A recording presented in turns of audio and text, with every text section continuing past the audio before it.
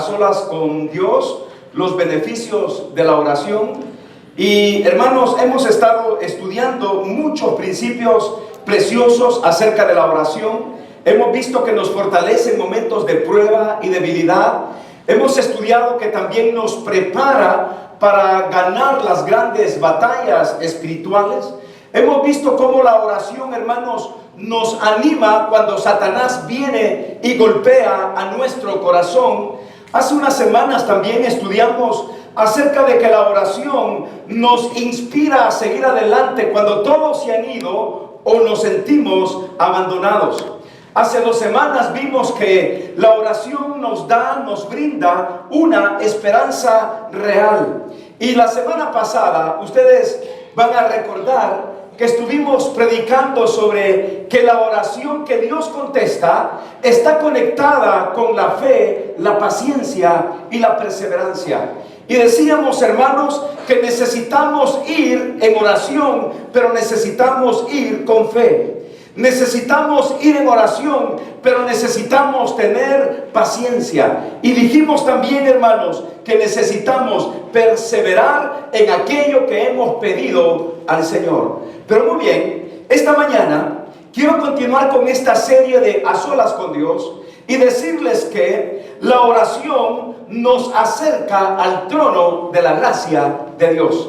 Y yo creo que este es uno de los más importantes, diría yo, hermanos, beneficios que tenemos concerniente a la oración. Que la oración nos acerca al trono de la gracia de Dios.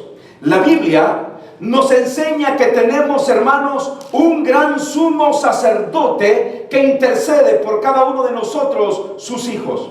En el Antiguo Testamento, por ejemplo, los sacerdotes ministraban en el tabernáculo y en el templo. El tabernáculo era el lugar en donde se ofrecían los sacrificios, pero también los sacerdotes intercedían por el pueblo. ¿Sabe? Uno de los oficios del sacerdocio no solamente era ministrar con los holocaustos, los sacrificios, las ofrendas de paz que traían al tabernáculo, sino que con esto ellos mediaban entre Dios y el pueblo. En otras palabras, los sacerdotes intercedían por sus pecados y Dios, a través de los sacrificios que los sacerdotes ofrecían y que los oferentes traían delante de Dios, sus pecados eran perdonados. Muy bien, eran muchos los sacerdotes, pero entre todos los sacerdotes solo había un principal. Y a este sacerdote principal se le llamaba, tenía el título de ser el gran sumo sacerdote. En otras palabras, hermanos, todos eran sacerdotes, sobre todo los descendientes de la tribu de Leví, los levitas. Fíjense cómo es esto. Todos los sacerdotes eran levitas, pero no todos los levitas eran sacerdotes. Dentro de esta tribu de Leví, Dios había seleccionado un grupo de sacerdotes, pero en medio de estos sacerdotes había uno que era principal. Dios le dio el título de ser el gran sumo sacerdote. Solamente el gran sumo sacerdote podía entrar al lugar santísimo del tabernáculo una vez al año e interceder por los pecados del pueblo y por los pecados del mismo, porque al fin era un hombre común y corriente, pero lo que lo hacía especial era su vocación, su llamamiento y ese título de ser el gran sumo sacerdote. Eso es en el Antiguo Testamento. Pero cuando vamos al Nuevo Testamento, me doy cuenta que la Biblia nos dice que en el Nuevo Testamento Jesucristo es nuestro gran sumo sacerdote. Ahora, en 1 de Pedro, usted va a encontrar que la Biblia dice que nosotros somos nación santa, pueblo adquirido por Dios, pero dice que somos real sacerdocio. Muy bien. Ustedes y yo somos sacerdotes delante de Dios. Todos podemos interceder porque el sacerdote lo que hacía era mediar entre Dios y el pueblo. Nosotros como hijos de Dios intercedemos a través de nuestras oraciones, mediamos entre Dios y aún los pecadores. Somos sacerdotes ahora. Ninguno venga ya el próximo domingo con una túnica y todo esto. El pastor dijo que soy sacerdote. Somos sacerdotes, pero entre nosotros hay uno que es el gran sumo sacerdote. Y ese es el Señor Jesucristo. Y en el Nuevo Testamento, la Biblia afirma de que este gran sumo sacerdote intercede por cada uno de nosotros, en favor de cada uno de nosotros. Cuando vamos a Hebreos capítulo 9, en el versículo 23 en adelante, quiero que lea conmigo este pasaje. Hebreos capítulo 9, versículo 23 al 28. Vea usted cómo este gran sumo sacerdote nos acerca al trono de la gracia de Dios. Mire lo que la Biblia nos dice. ¿Están conmigo, hermanos? Hebreos capítulo 9, versículo 23 al 28. Muy bien, todavía oigo que están fojeando las Biblias ahí. Qué bueno, hermanos, que traemos las Biblias. Yo sé que a veces traemos el celular y ahí leemos la Biblia, pero déjeme decirle que no hay nada más lindo que traer la Biblia a la iglesia, a la casa de Dios, al templo. Y vean lo que la Biblia nos dice ahí. ¿Están conmigo, mis hermanos? Fue pues necesario que las figuras de las cosas celestiales fueran purificadas así, pero las cosas celestiales mismas con mejores sacrificios que estos. Está hablando de los sacrificios del Antiguo Testamento. Porque no entró Cristo en el santuario hecho de mano, figura del verdadero, sino en el cielo mismo para presentarse ahora. ¿Por quién, hermanos? Por nosotros ante Dios. Y no para ofrecerse muchas veces, como entra ¿quién? El sumo sacerdote en el lugar santísimo cada año con sangre ajena. Hablando del Antiguo Testamento, de otra manera le hubiera sido necesario padecer muchas veces desde el principio del mundo. Y aquí está el punto. Pero ahora, en la consumación de los siglos, se presentó una vez para siempre por el sacrificio de sí mismo para quitar de en medio el pecado, y de la manera que está establecido para los hombres que mueran una sola vez y después de esto el juicio, así también Cristo, miren qué maravilloso, fue ofrecido, y léanlo conmigo, así también Cristo fue ofrecido una sola vez para llevar los pecados de muchos, y aparecerá por segunda vez sin relación con el pecado para salvar a los que lo esperan. El autor, el apóstol a los Hebreos, está diciendo que todos los actos y ceremonias que se hacían en el tabernáculo, como los sacrificios de corderos, los sacrificios de las palomas, los holocaustos, las ofrendas de paz, el derramamiento de sangre que el sumo sacerdote una vez al año ofrecía, dice la Biblia que todo esto era una sombra, una figura de lo que habría de cumplirse en la persona del Señor Jesucristo. Estudiantes, yo sé que hay muchos que están estudiando aquí la Biblia. El mejor comentario del libro de Éxodo es la carta a los Hebreos. Si queremos entender lo que es el libro de Hebreos, tenemos que leer necesariamente el libro de Éxodo. Hebreos es el comentario del Nuevo Testamento, del Antiguo Testamento, del libro de Éxodo. Y ahora aquí nos está diciendo el apóstol a los Hebreos que todo lo que sucedió en el pasado era un prototipo, una sombra de lo que Cristo haría miles de años más tarde en salvación por cada uno de nosotros. Cuando voy a Hebreos capítulo 10, versículo 19, porque quiero que vaya conmigo a Hebreos 10, 19, quiero llevarlos paso a paso en este tiempo que me queda. Miren lo que dice la Biblia. Hebreos 10, 19. ¿Están conmigo, hermanos? Así que, hermanos, teniendo libertad para entrar en el lugar santísimo por la sangre de ¿quién? Note usted, por la sangre de Jesucristo. No por la sangre de ningún mártir, de Buda, de Mahoma, de un profeta, de una profeta, no, de Jesucristo. Por el camino nuevo y vivo que Él nos abrió a través del velo, esto es de que de su carne. Y teniendo, ¿qué dice la Biblia?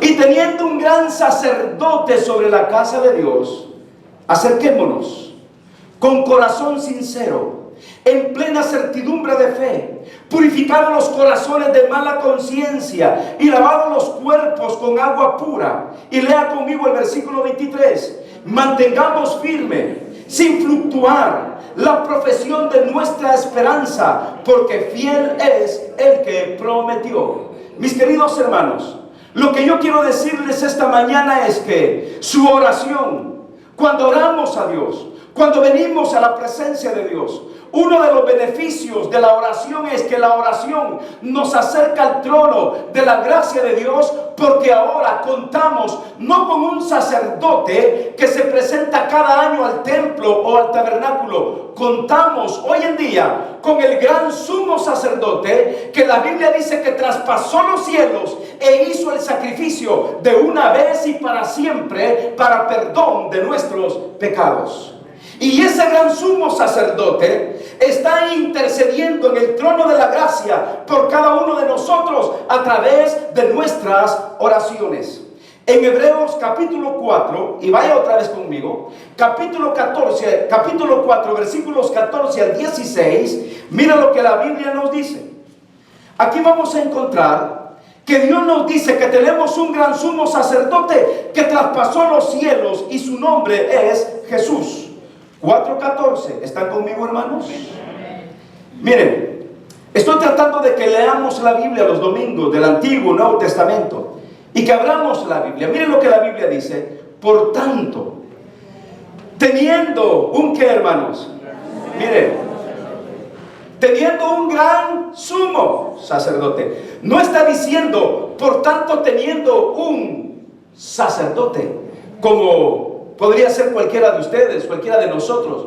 No está diciendo que tenemos un sacerdote. Por tanto, dice la Biblia, teniendo un gran sumo sacerdote que traspasó los cielos, Jesús, el Hijo de Dios, retengamos nuestra profesión, porque no tenemos un sumo sacerdote que no pueda compadecerse de nuestras debilidades, sino que uno fue tentado en todo según nuestra semejanza, pero sin pecado. Lea conmigo el 16. Acerquémonos pues confiadamente al trono de la gracia para alcanzar misericordia y hallar gracia para el oportuno socorro.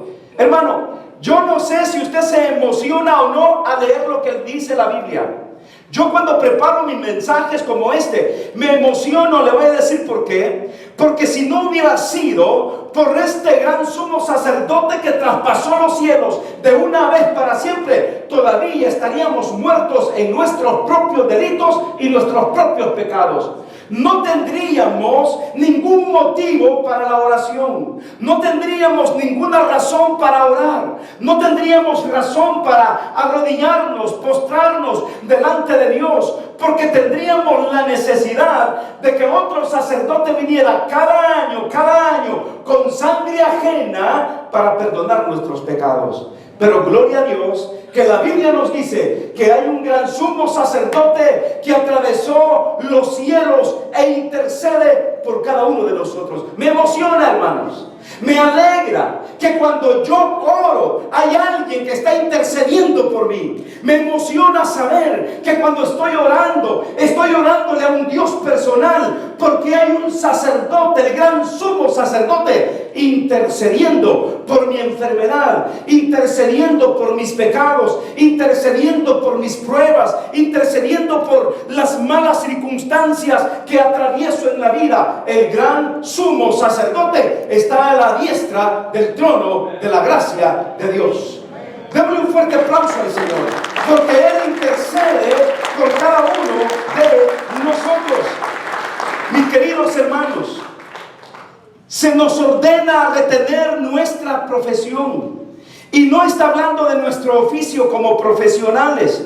Está hablando de esa profesión, de esa fe, de esa creencia, de esas convicciones que hemos creído y aprendido. Cuando Pablo o el autor a los Hebreos dice que debemos de retener nuestra profesión, habla de que no estemos cambiando de fe y de opinión y de opiniones. Habla de los fundamentos que nos hacen vivir la vida cristiana. Nos habla de los principios que Dios nos ha dejado en su palabra. Hermano, te digo una cosa. Cuando Dios no contesta tus oraciones, ¿no será que has abandonado la profesión de tu fe? ¿Cuántas personas abandonan la profesión de su fe? Es decir, lo que creen, en lo que han sido enseñados, sus convicciones las han hecho a un lado. Y en lugar de estar creyendo en un Dios maravilloso, ahora están creyendo otra cosa. ¿Cuántas personas cambian de parecer, de doctrina? ¿Cuántas personas, hermanos, cambian de convicciones, de principios? Y Pablo nos dice que debemos de retener eso que hemos aprendido en nuestra profesión. Tenemos un gran sumo sacerdote que se llama Jesucristo. Yo digo, ¿para qué confiar en santos? En santos como San Arnulfo Romero, que ya lo van a hacer santo, ya lo canonizaron, pero todavía no lo han hecho santo. ¿Para qué confiar en santos que ni fueron santos y que ahora están muertos y no pueden interceder por nosotros? Cuando yo me muera, si ustedes me hacen santo y me ponen 14 velitas alrededor y se hinquen y digan: San Dionisio, San Dionisio, ayúdame, ¿usted cree que le voy a poder ayudar? Primero, porque no soy santo. Segundo, porque no me he muerto. Y en tercer lugar, porque los muertos no pueden escuchar. ¿Para qué orarle a santos si yo tengo a un gran sumo sacerdote que me acerca al trono de la gracia de Dios a través de mis oraciones? ¿Para qué poner a San Antonio cabeza abajo si mi Cristo intercede por mí en el reino de los cielos? Mire, los solteros y las solteras ahí están con San Antonio. San Antonio, manda mi novio, manda mi novio, manda mi novio. Pobre San Antonio, si él no tuvo novia, ¿cómo le va a dar novia? No pueden contestar nuestras oraciones. Hay un solo mediador entre Dios y los hombres, su nombre es Jesucristo. Y eso lo dice la palabra de Dios. Jesucristo es el mediador, el único intercedor, el único que resucitó y vive para siempre y está sentado a la diestra de Dios Padre. En su nombre, fíjese bien, en su nombre oramos, a Él le cantamos, a Él adoramos, ante Él nos inclinamos, a Él lo reverenciamos, a Él le damos toda la gloria y el honor, porque Él es intercesor, Él es nuestro gran sumo sacerdote por los siglos de los siglos. Amén. No hay más, hermanos. No hay más a quien pedirle. El gran sumo sacerdote Jesucristo se compadece de cada una de nuestras debilidades, porque fue tentado en todo y conoce nuestras debilidades. Ahora, dice la Biblia: acerquémonos pues confiadamente al trono de la gracia de Dios para alcanzar misericordia y hallar gracia para el oportuno socorro. Socorro. Yo creo que este es el punto central de mi predicación esta mañana. Trono. Acerquémonos al trono de la gracia. Cuando usted piensa en trono, ¿en qué piensa usted cuando dice trono? Pensamos en un rey, pensamos en lo sublime, pensamos en la realeza, pensamos en majestad, pensamos en lo majestuoso, lo más grande. Trono me hace pensar en lo más alto, me hace pensar el lugar en donde el rey se sienta, el lugar que nadie puede ocupar, el lugar que nadie puede usurpar. Cuando hablamos de trono, cuando a mí me invitan a una casa y me invitan a comer, a veces los hermanos me dicen: pastor, venga y siéntese en cualquier silla. Y sabe que no lo hago, porque hay una silla especial para el rey de la casa. ¿Sí o no? Hay una silla especial en donde generalmente el hombre se sienta. Y yo no me quiero sentar en la silla donde se sienta el hombre de la casa. Entonces no, siéntese en cualquier lugar. Yo hasta que el dueño de la casa se sienta, me siento. Y ustedes quizás lo habrán observado, pero yo me siento hasta el final o hasta que el hombre de la casa se ha sentado, porque ese es su lugar y no vamos a ocupar su lugar. Piensa en Dios, en el trono de Dios. Nadie puede ocupar el trono en donde el rey se sienta. Su trono es un lugar especial. Piense que al orar entramos en el trono de la gracia de Dios. Hermano, mire, estoy hablando de que este trono no es un trono, ¿cómo decirles? Virtual, porque ahora está de moda esto de lo virtual, videos virtuales, que no estoy hablando de un trono virtual, estoy hablando de un trono vivo y real, en donde Dios, nuestra majestad, está sentado y su Hijo al lado, intercediendo por cada uno de nosotros. No tengo tiempo, pero en la Biblia usted encuentra el trono de la gracia y encuentra el trono del juicio, del trono blanco, en Apocalipsis 20 y 21.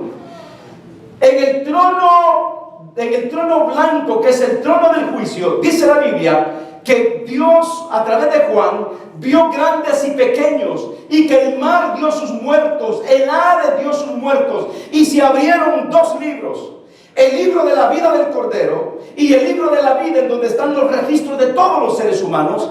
Y el que no se halló inscrito en el libro de la vida de Dios fue lanzado al lago de fuego. Ese es el trono del juicio. Pero estamos hablando del trono de la gracia. Es el trono del favor de Dios para cada uno de nosotros. En ese trono de la gracia soy bendecido. En ese trono de la gracia Dios contesta mis oraciones. En ese trono de la gracia hay poder para perdonar mis pecados. Digo estas palabras: escapemos del trono blanco y refugiémonos hoy en día en el trono de la gracia de Dios.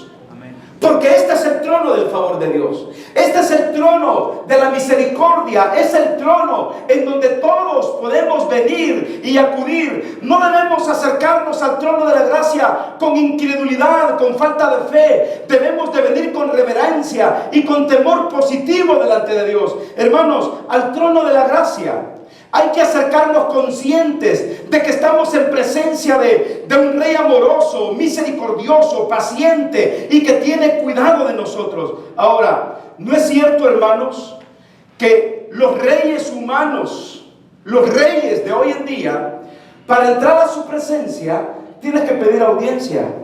Y si no pides audiencia, te cortan la cabeza. Pero ¿qué diferencia con nuestro rey? Usted puede venir al trono de la gracia y entender que en este trono de la gracia hay un Dios amoroso diciéndonos: mi gracia es abundante para todos los seres humanos. Y si tú eres mi hijo, si tú eres mi hija, estoy aquí para darte mi favor, para extender mi misericordia. No estoy aquí para cortarte el cuello, estoy aquí para bendecirte. Y hermanos, cuando oremos delante de Dios, vengamos con esa conciencia real que estamos delante de la presencia de un Dios vivo y real, todopoderoso. No estamos delante de la presencia de Barack Obama. No estamos en la presencia del primer ministro de Inglaterra. Estamos en la presencia de aquel que es Rey de reyes y Señor de señores. De aquel que es el creador de todas las cosas. De aquel que ha dicho: venid a mí todos los cansados y trabajados, y yo os haré descansar. El trono de la gracia. Cuando usted venga en oración y se postra delante de Dios, recuerde que usted se ha acercado al trono de la gracia de Dios. En ese trono hay perdón. En ese trono hay esperanza. En ese trono hay salvación. En ese trono hay sanidad para nuestra vida. En ese trono tenemos la esperanza en Cristo Jesús, que Él intercede y que Él escucha cada una de nuestras oraciones. Bríndele un fuerte aplauso al Rey de Reyes y Señor de Señores, porque Él es nuestro gran sumo sacerdote. La oración nos acerca al trono de la gracia de Dios. Cierre sus ojos y oremos al Señor. Padre Santo, gracias porque tú nos bendices. Gracias porque hasta aquí, Señor, nos has ayudado, nos has bendecido. Bendecimos tu nombre porque en tu nombre hay perdón, en tu nombre hay seguridad, en tu nombre hay esperanza. Señor, gracias porque tu palabra dice que tú eres nuestro gran sumo sacerdote. Gracias, Padre, por tu palabra y gracias por todas tus bendiciones. Bendice nuestros diezmos y ofrendas, porque te lo pido todo, Padre, en el nombre maravilloso de Jesucristo, tu Hijo. Amén y amén. Vamos a ofrecer.